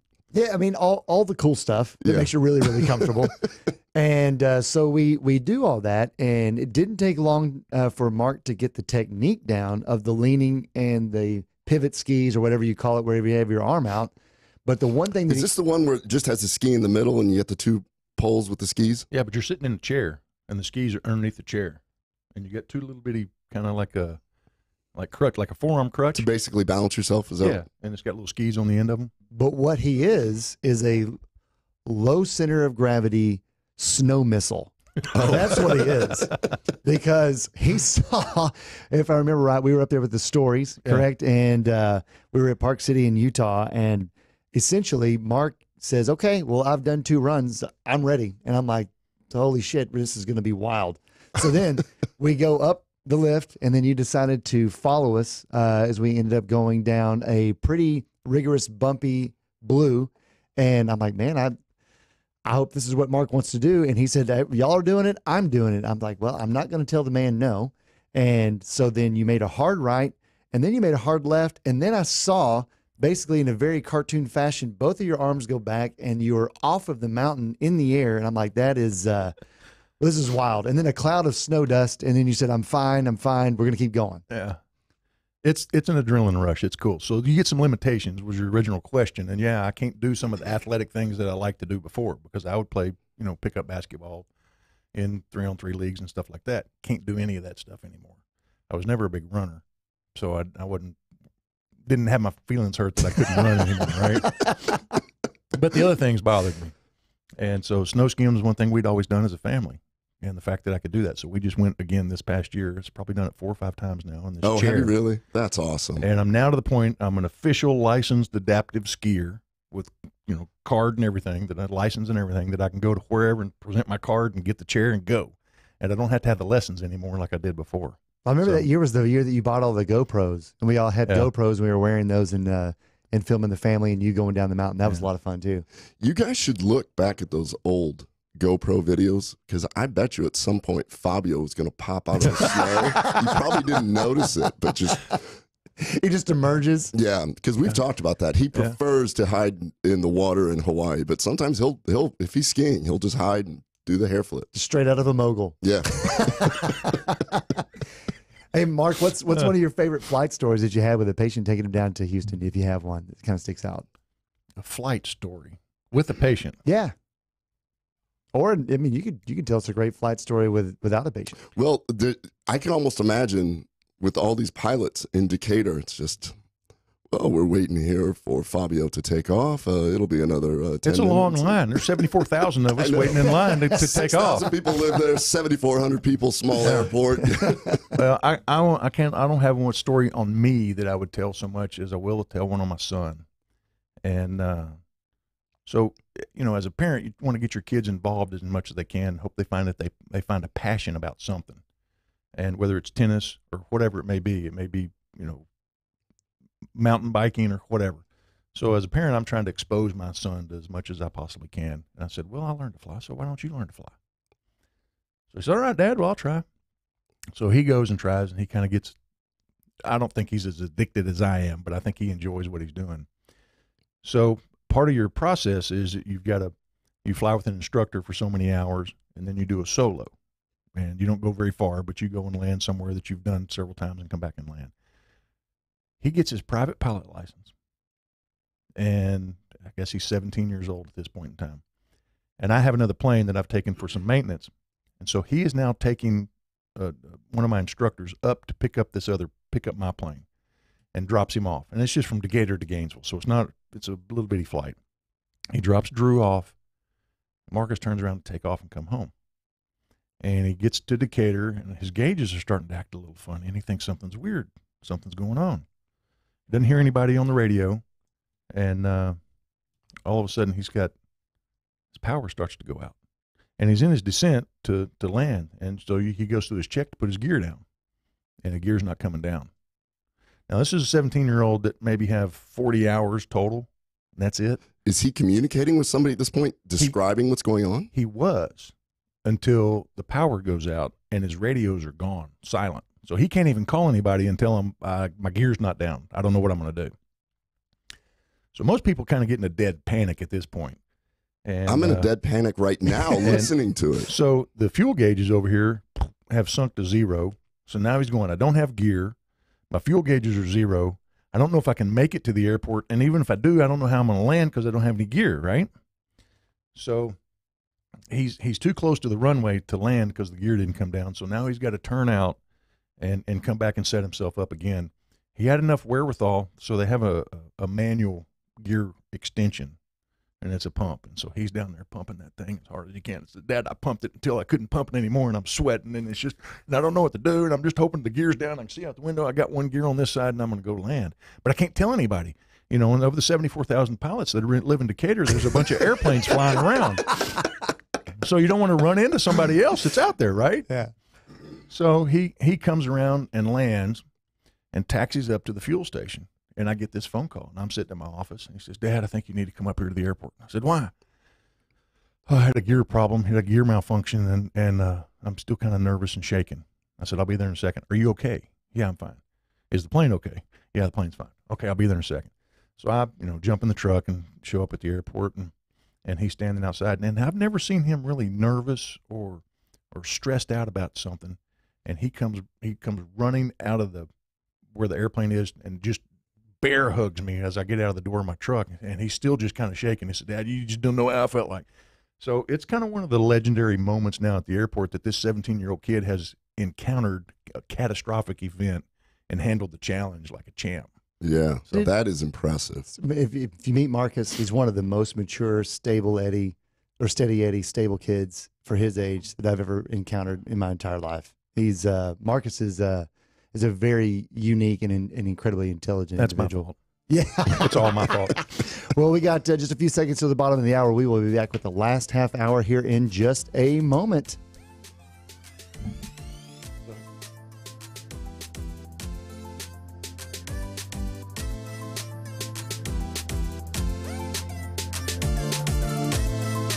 If you are trying to quit drinking or doing too many drugs, listen to me. You don't know me and we'll never meet.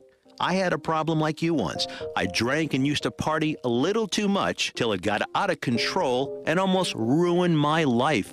I realized I needed help to fix my problem before it totally destroyed me. If you've tried to fix your drinking and drug problem and you know you can't do it alone, you need to call the National Treatment Advisors. They'll immerse you into a 30-day program to replace your old habits with new habits and totally change your life. And if you have PPO private health insurance, the entire program may be covered. Fix your problem right now before it gets any worse. Get clean. Call now and learn more. 800-296-1252.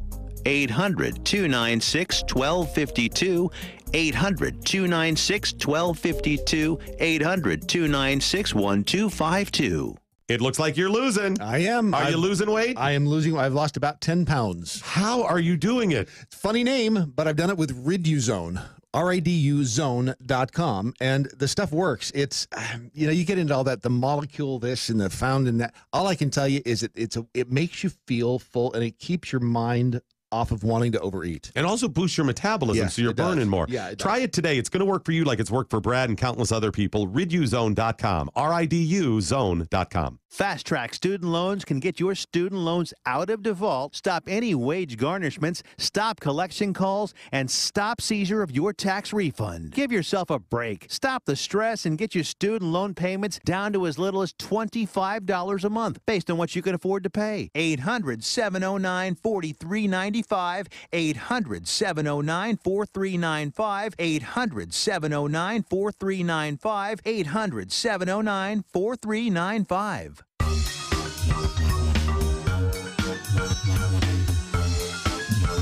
Alrighty, we are back now for the last half hour of episode 4, Gut Check Project. And we closed out the last half hour with Mark. Did you tell us it was your fault that your son is so intelligent? Well, yeah. Because that's, I'm so sorry that you've owned that responsibility. But no, seriously. I think we were talking about how he's as mature as he is for a 17-year-old, 18-year-old Yeah, I mean, kid. I was asking you, how in the world does a 17-year-old have the composure to pull that off? That was amazing. So during my cancer, if I'm not going to make it, I had pulled him aside one day, and he's 10 or 11 years old. And I said, Marcus, if I'm not here, who's going to be the man of the house? And he didn't really answer that. He just kind of looked at me as like a 10-year-old would, and I said, that will be you. And he kind of said, all right. And he decided that at that point he was going to take on the role. So during all of my treatment, he was the man of the house as best he could, taking out the trash, didn't have to ask him twice. Feed the dogs, didn't have to ask him twice. I mean, he took the roles that to help Susan as best as he could, as what he thought Dad was doing at home, that he's going to be the man of the house and taking care of the girls, taking care of the women. Said, you got to take care of the women. All of his sisters are older, by the way. Yeah. So he did. And I think that's good and that's bad. And I had read a book at one point, the one book in my life that I read, that was a joke, Eric. You are bad at delivering punchlines. See, I told you.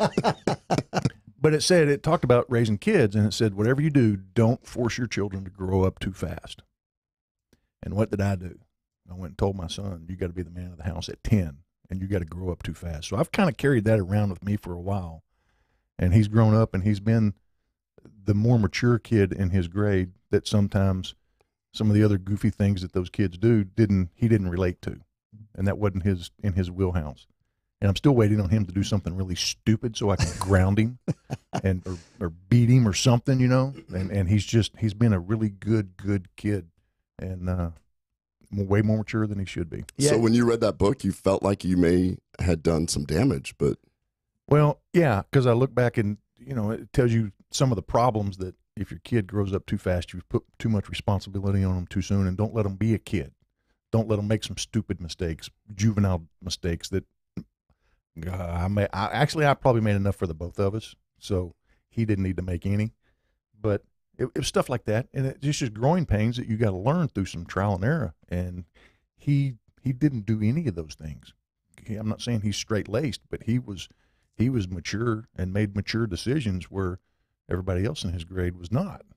And like I said, I kind of want him to go do something silly and stupid and immature, but he hadn't done that yet. Well, as a non-parent and a huge fan of Marcus, that is a top-notch kiddo, and I can't imagine him being any other than just an incredible person and young man as he gets older. He's a good kid. Good kid. Absolutely. All of this has led to you becoming a pilot. And now I know that you have been getting some training beyond learning how to be a pilot. You've been getting some training in a completely different arena. What is that?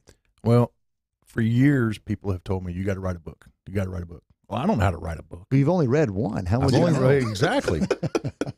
But I can tell a story without a punchline. Well, that was another joke. Yeah. And y'all should be laughing. Thank you. Anyway, so I kind of had this vision that I would sit down and just regurgitate and tell stories about this treatment and what I've been through, and somebody else would write the book and put it all together in whatever chapters and where it needed to go. And my wife, being the best promoter that I know, has run across people that say, oh, they can help write the book. And at the same time, oh, well, would you come tell my company this story? Because that's a pretty inspiring story, and I want to give people some hope and some motivation into what they do and have a right attitude about work or life in general and relationships, etc. And so one thing led to another. I've hired a speaking coach. I guess I have jumped in with both feet as it relates to public speaking and motivational speaking. And it all revolves around the story of faith, family, friends, your attitude, your confidence, and your expectations, and kind of how all that stuff wraps up into you get what you're getting because you're giving what you're giving. So you give something back, and you're going to get something back in return. You can give something negative, you're going to get it negative. Positive. So it's kind of come full circle. So now, one of the main reasons that I'm doing the public speaking is obviously for motivational people, for other motivation for other people and help. But any fees that I get from the speaking, that I'm donating back to Raquel's Wings to help pay for, obviously, transportation back and forth in the cancer world. Sure. That's amazing. Yeah. So you found another avenue to give. Yeah. And you probably enjoy doing it. Yeah. So well, it's as rewarding. I mean, you think you're helping somebody else, but really in the giving, it's self-satisfying. So the more you do it, the more satisfying it becomes to you. It's kind of a weird thing. I think I'm helping somebody and I'm making their life better, but it's really benefiting me. I absolutely love that, because remember in the first half hour when we were talking about the kids getting up to speed with everything, my daughter, you weren't on the show, but my daughter is in her theatrics class. She's in 6th grade. They did improv training, and the improv training is everything that you're talking about right now. You say yes and. You don't argue. You go yes and. You trust. That's followed by listening, followed by making a statement. You said yes and I'm going to do this. I'm going to trust that I'm going to be good at it, and my statement is going to be my story. That is so cool. Yeah. It's life. You know, you think people have it all figured out, or you look at somebody and go, well, their life's in great shape. They do something great. What a great looking family, whatever. But on the inside, people have all these other things and the baggage that's in your head. And you kind of got to clean that mess up sometimes. When they look at you and say you're in great shape because of the 6-pack abs, yeah. Do you ever feel guilty that it's... Nice. Hey, Mark, I've seen, and beyond Raquel's Wings, I've seen you and your family give in multiple different avenues. So that's nothing new to you whatsoever. But you also had a little entrepreneurial spirit as you were hosting several people out at your lake house. It's probably a little over a year and a half ago. And you wanted to inspire your friends, and that included me, and we were all going to put our heads together, and we were going to develop something. How's that going? We were going to do a whole new business venture. Uh-huh. And I thought it was just perfect. Ken, this is up your alley, by the way. Right up your alley. It's squeaky butt thing, I hope. It's really close. You're getting close. So I've got a doctor. I've got Eric, who's been involved in more than one business. It's kind of a techie person, internet. Wow. Facebook, Google, all that other stuff that goes on. What a ridiculous endorsement.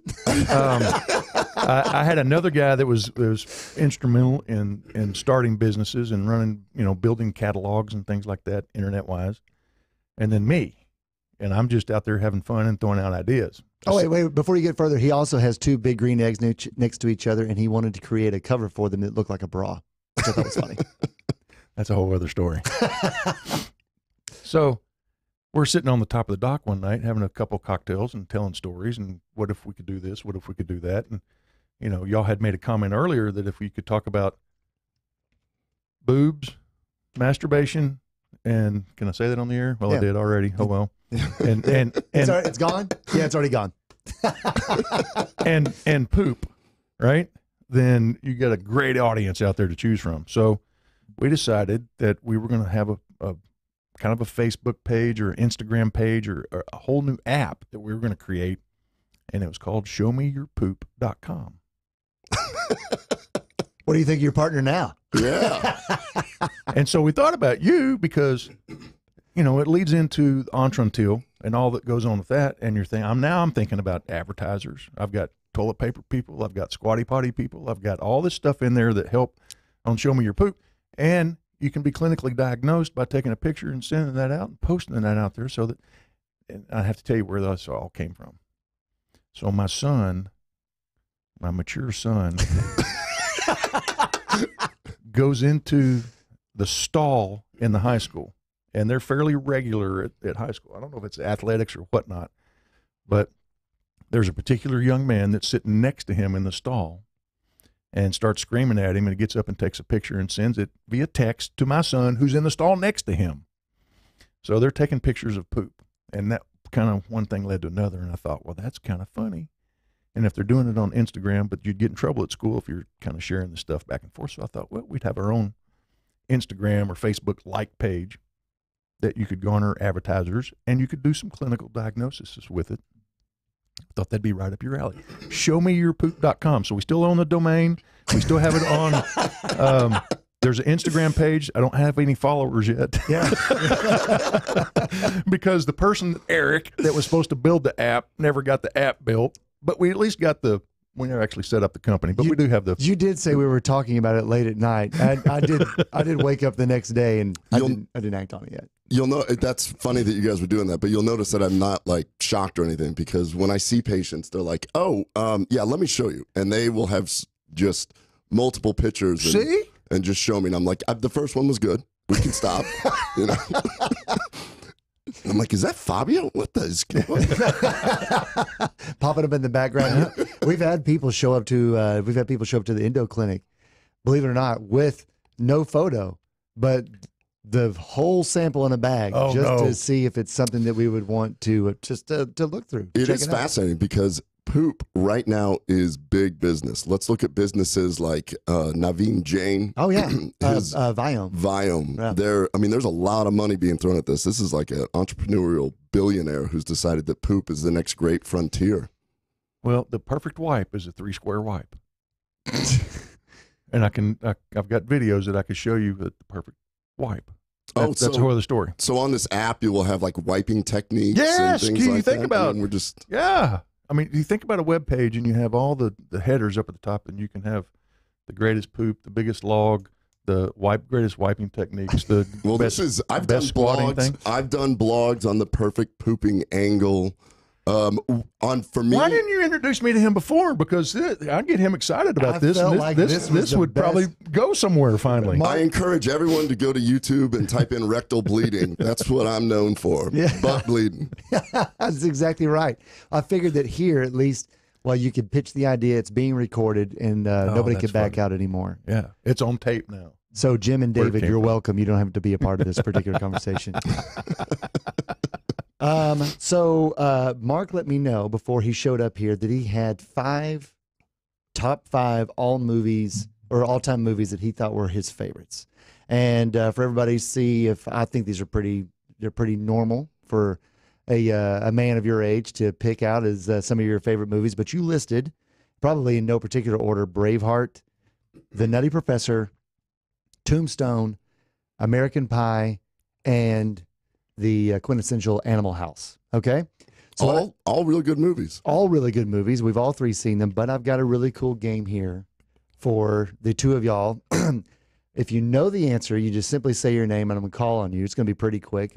I've got 10 movie lines here, two from each of the 5 movies listed. I'll read them out, and I guess I could try to pretend to say it the way that they say it in the movie. No, you have to say it the way that it was said in the movie. Okay, so this is going to be really interesting. But regardless, I'm doing my best. You have to say your name. So simply just say Mark, and then I call on you. Spit out the answer. Let's see if you can beat Ken. Ken, same thing. You ready? Okay, first line. Remember, the movies are Braveheart, Nutty Professor, Tombstone, American Pie, and Animal House. So first line. It's not space shuttle. It's not a space shuttle launch. It's sex. Ken. Oh! This is how the game is played. Like No. you have to call the other person. I think you just cheated and said that you. I'm going to go with American Pie. That's exactly American Pie. You just gave him a point, Mark. I know. I didn't know the answer. I have not yet begun to defile myself. Oh, Ken. Tombstone. Tombstone. Nice. Nicely done. Who said that? Val Kilmer. Exactly. And he was playing Doc Holliday, who was here in North Texas. Which I'm going to go ahead and do the best line of that movie. Yeah? I'll be a Huckleberry. Yeah, that's why I didn't put it on there. Yeah, it's too easy. Yeah, that was an easy one. Every man dies, not every man lives. Well, Mark. Oh, Mark. Braveheart. Braveheart. Yeah. The accent gave it. The accent gave it away. You did so good. Fat, drunk, and stupid is no way to go through life, son. Ken. Animal House. Okay, well, I'm sorry that y'all. But wait a minute. I want to hear you say it one more time. I want a little more character out of you this time. I need some feeling, and let's imagine you're staring at John Belushi. Get it in your character. Fat, drunk, and stupid is no way to go through life, son. Much better. Excellent. Oh no, 7 years of college down the drain. Animal House? Yeah, Animal House. You didn't use your name, so nobody gets a point. But anyway, way to go. We both got a point. We'll take it. There you go. Let's see here. It's all for nothing if you don't have freedom. Mark, Braveheart. There we go, Mark. Nice. Your accent kills it. Yeah. We know. Hey, I'm the one with the gluteus minimus. Mark. Oh, you can't fail. It's your favorite movie. American Pie? No, it's Nutty Professor. First wrong answer. Oh. So I lose 2 points. I only had one. Oh, he's a little Hercules. Show me that muscle. Oh, that's an easy one. Okay. That's Nutty Professor. Wait. I want you to take it Hercules. I want you to do that. I want you to take it one step further. Hercules. It's a great movie, though. Oh, it's funny. We'll just tell your mother we ate it all. Oh, American Pie. Nice. Okay. Well, basically, just so, and I'm gonna live up to my expectations. I didn't even keep score. It was a lot of fun. So you're both winners. Thanks a lot for participating. So on our Gut Check Project intake form, don't you ask that question? The Gut Check Project intake form for the guests, I do ask what their top 5 favorite movies are. That's correct. Didn't you say we had kind of an unusual one? Somebody tried to be a guest recently. We did have an unusual, or you thought their movie choices were a little odd. Yeah, no, their movie choices were a little odd. It was more macabre, Chainsaw Massacre, Devil's Rejects, I think were two of them that were in there. So that was interesting. I can't wait till that person comes on the show. Yeah. So Eric, when people apply to be guests, and they could be, New York Times bestselling authors, they could have all this other stuff, all these accolades. And Pilots from Decatur.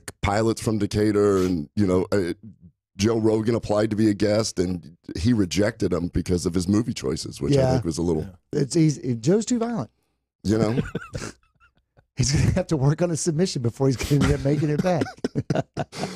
Eric set the bar pretty high to be a guest here. So, hey, another quick question that you had during the break. You brought up, you asked a question of Ken, and that was CBD. You said that you have a little bit of a pain situation. So could you go ahead and line the question back out again? Well, I've got, everywhere I go, I wear flip-flops. To put on shoes just absolutely kills my feet. Very painful. Sleep in bed with my feet up is painful. So I got to sleep on my stomach, hang my feet off the edge of the bed. This is all after chemo. This is because of the chemo and the neuropathy that I had it in my fingertips. My fingertips have come back pretty good, but the front half of my feet, I really don't have any feeling in there, which is interesting. But yet I have neuropathy.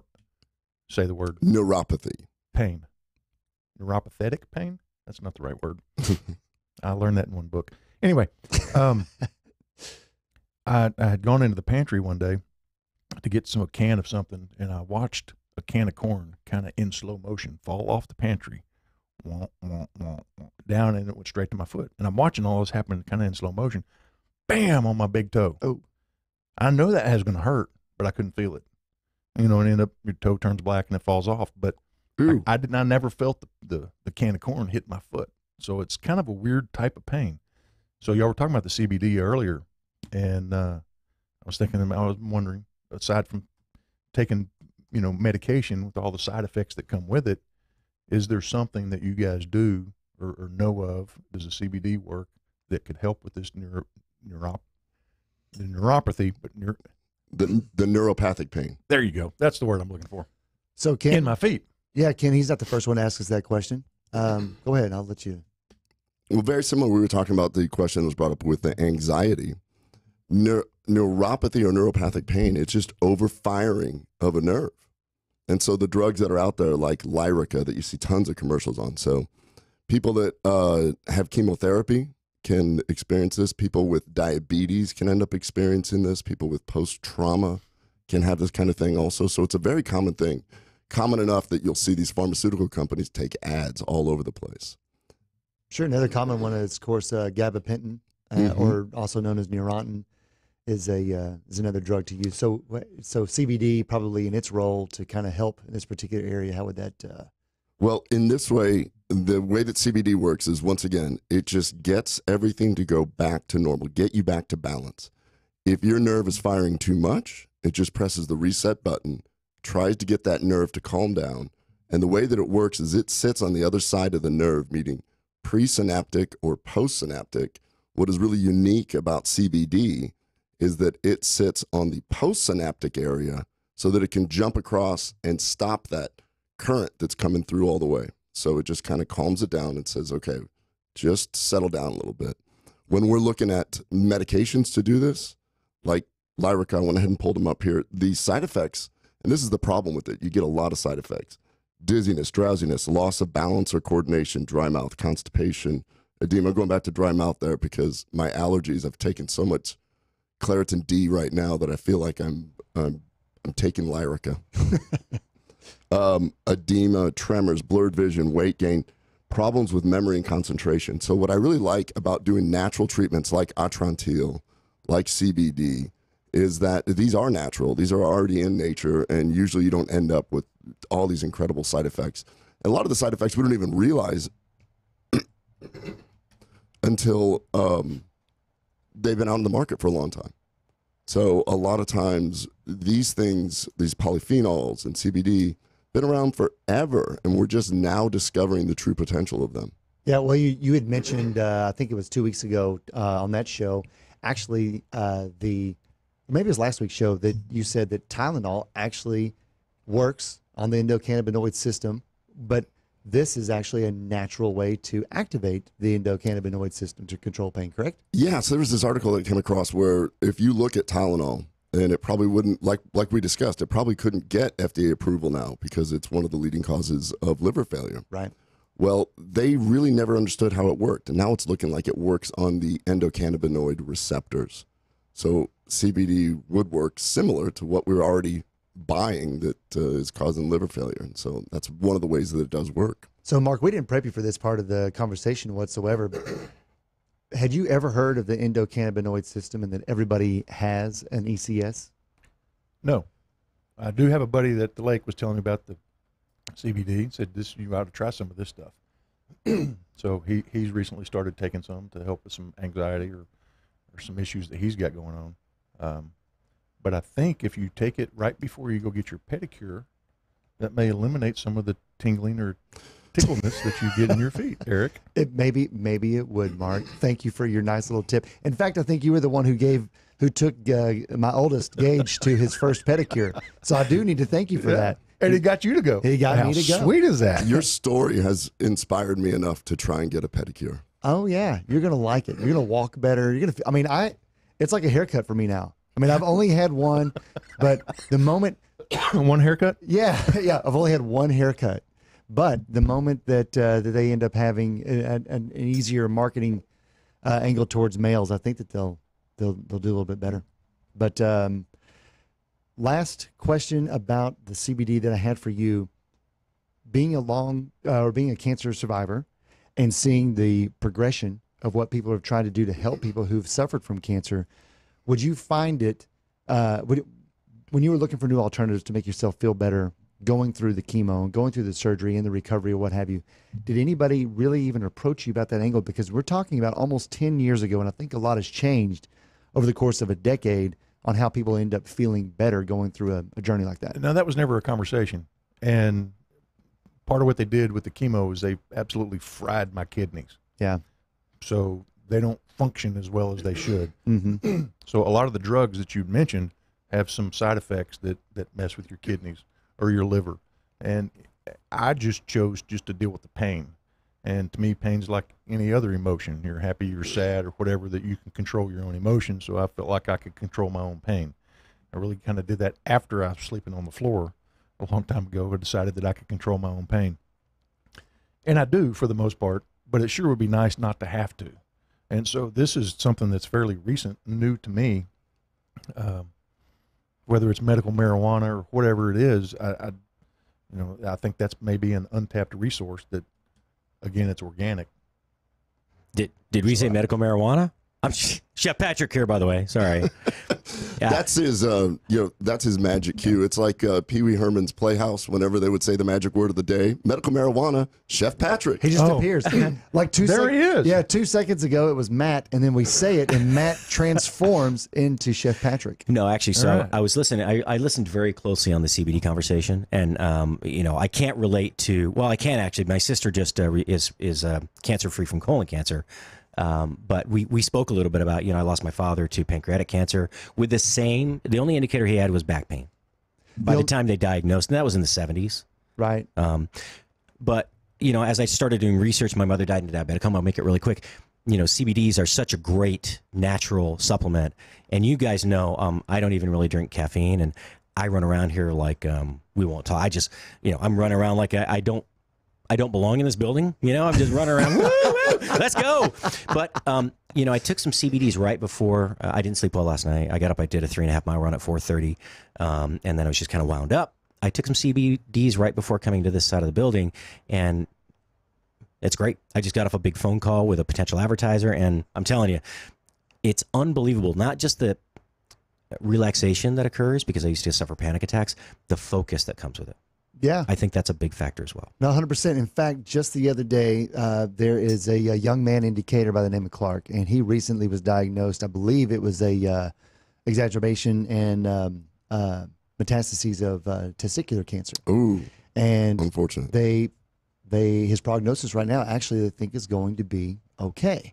But he began taking CBD to help with his pain, and he's run the gamut a little bit. And right now, he says he doesn't have the pain nearly at the level that he did before. And so obviously it comes without the side effects of everything that you just listed before. So one of the things that I'm getting a lot of questions of is, all the other issues surrounding it, the pharmaceutical companies. We are going to be having guests on to actually cover the Farm Bill, which discusses that. Texas on April 5th. What's happening April 5th? April 5th, hemp becomes completely non-controlled substance, and they bypassed basically the active legislative session, if I understand it correctly, to where that's not going to be an issue. So basically in a week, we can not worry. And if you're unaware and you're listening from another location here in Texas, there's 254 counties, but around 12 of them have got some, I would consider, overly active, either enforcement trying to go after and shut down CBD usage. And then basically, I don't think they're trying to be mean. I just think they're somewhat ignorant. I just think that they're uninformed, and we're going to be having, that's going to be part of our mission. My deal is I want to bridge the gaps in health. I want to talk about geeky science stuff, but also bridge the gap to natural solutions. And I think that's just another puzzle piece that we're going to be using. 100%. Mark, it has been an incredible show. I can't believe that we've already raced through 2 hours, but this is Mark Simmelman.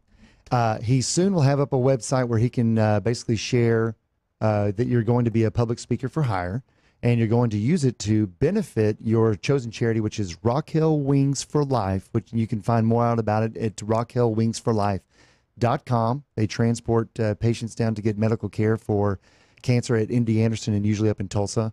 Anything you want to add? No, that's it. Go check out the site. Every $5 helps. Every $5 helps. Very, very inspiring story, and thank you for everything that you're doing to give back. Glad you guys had me. You get what you're getting because you give what you give. What a great show. So, Dr. Brown, next week we'll have Gut Check Project on again, and I believe we're going to have a great guest. Stay tuned. Thank y'all so much. Episode 4's in the books. We're done. All right. Thanks, Mark.